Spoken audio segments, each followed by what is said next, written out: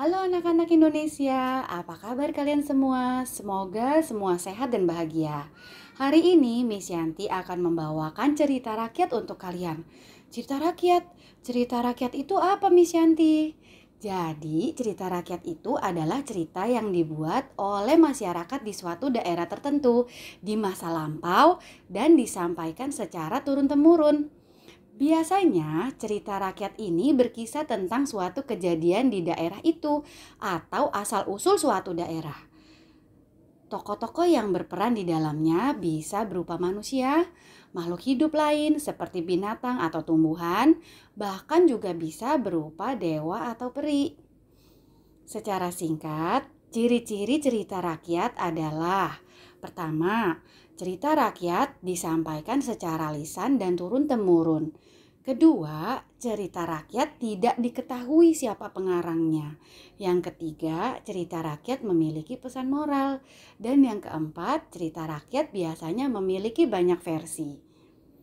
Nah, cerita rakyat yang akan Miss Yanti bawakan kali ini adalah cerita rakyat yang berasal dari Kalimantan Barat yang berjudul Legenda Batu Menangis.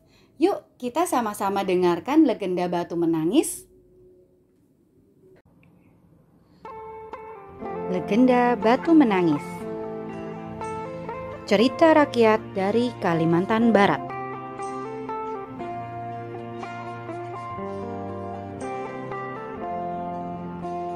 Dahulu kala, di sebuah bukit yang jauh dari pedesaan di Kalimantan Barat, hiduplah seorang janda miskin bersama anak perempuannya yang bernama Darmi. Sejak ayah Darmi meninggal, kehidupan mereka menjadi susah. Ibu Darmi harus bekerja keras untuk menafkahi keluarganya.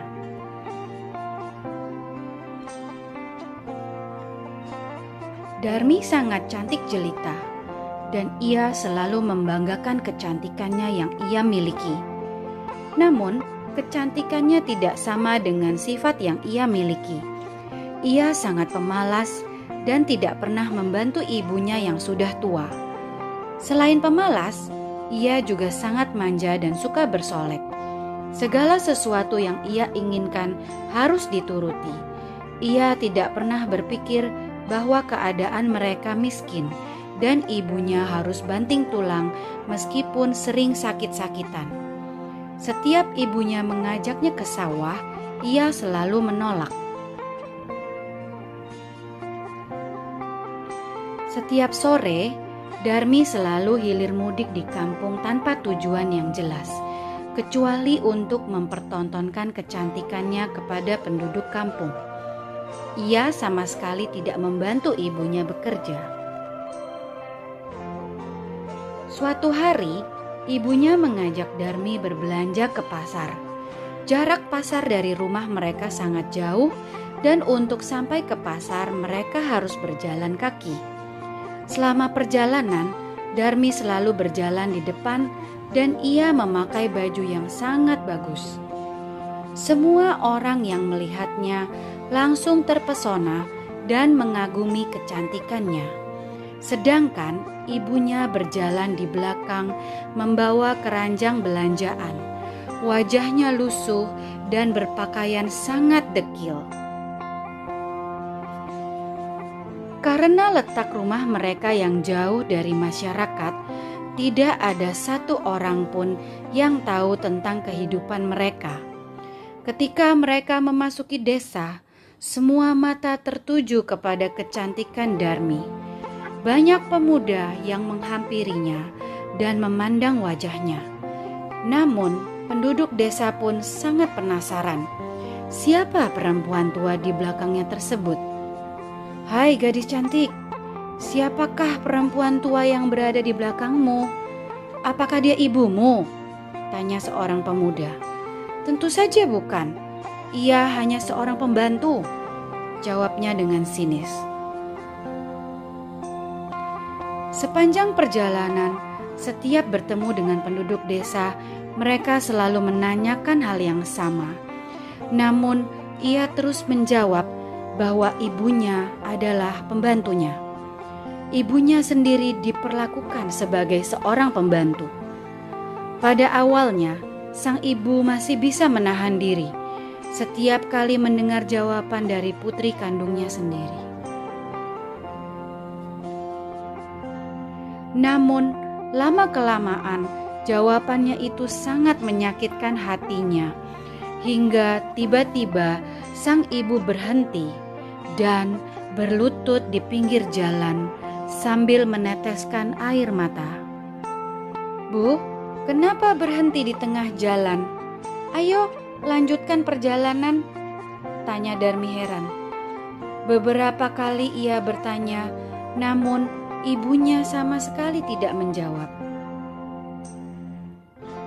Sang ibu malah menengadahkan kedua tangannya ke atas dan berdoa. Melihat hal aneh yang dilakukan ibunya, Darmi merasa kebingungan. "Ibu, sedang apa sekarang?" bentak putrinya.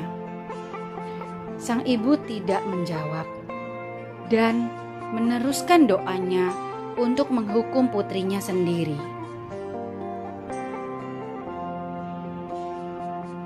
"Ya Tuhan, ampunilah hamba yang lemah ini.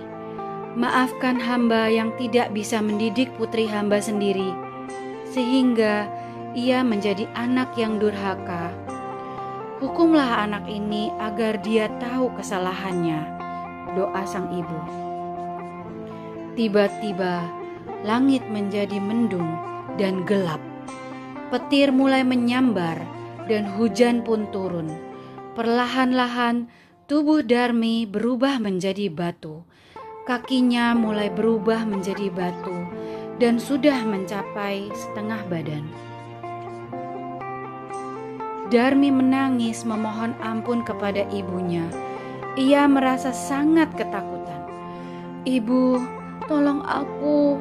Apa yang terjadi dengan kakiku? Ibu, maafkan aku. Aku janji akan menjadi anak yang baik, Bu," teriak Darmi ketakutan. Darmi terus menangis dan memohon ampun. Namun semuanya sudah terlambat. Hukuman itu tidak dapat dihindari.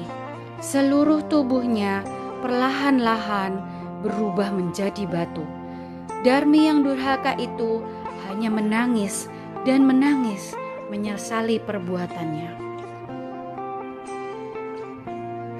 Sebelum kepalanya menjadi batu, sang ibu masih melihat air matanya yang keluar. Semua orang yang berada di sana menyaksikan peristiwa tersebut. Sekalipun sudah menjadi batu, namun melihat kedua matanya masih menitikkan air mata seperti sedang menangis. Oleh karena itu, masyarakat tersebut menyebutnya sebagai batu menangis. Batu menangis tersebut masih ada sampai sekarang di Kalimantan Barat.